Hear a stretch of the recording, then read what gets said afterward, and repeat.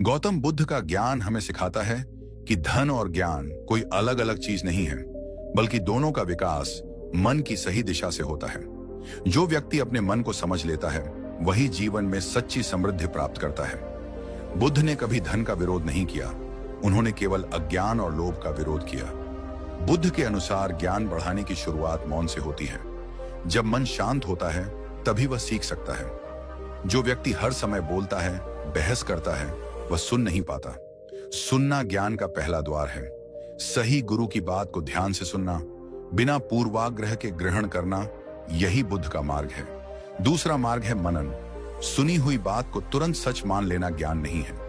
बुद्ध कहते हैं कि हर बात पर विचार करो, उसे अपने अनुभव की कसौटी पर कसो। जो बात तर्क और अनुभव दोनों में खरी उतरती है वही सच्चा ज्ञान बनती है। तीसरा मार्ग है अभ्यास। केवल जान लेना पर्याप्त नहीं है। जो ज्ञान जीवन में नहीं उतरता वह बोझ बन जाता है। बुद्ध ने स्वयं कठोर तपस्या छोड़कर मध्यम मार्ग अपनाया और उसी को जिया। जब ज्ञान कर्म बनता है तभी वह बढ़ता है।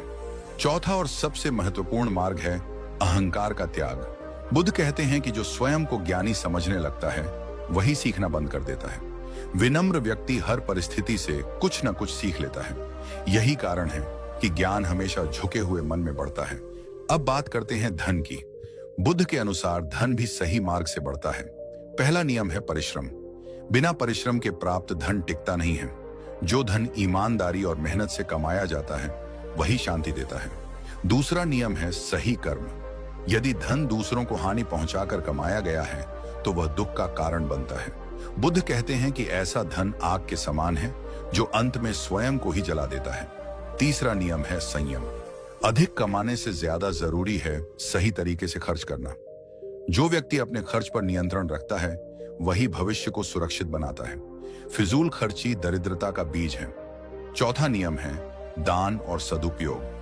बुद्ध कहते हैं कि जो धन समाज के हित में लगता है वह कई गुना होकर लौटता है। दान का अर्थ केवल पैसा देना नहीं है, बल्कि समय, ज्ञान और करुणा बांटना भी दान है।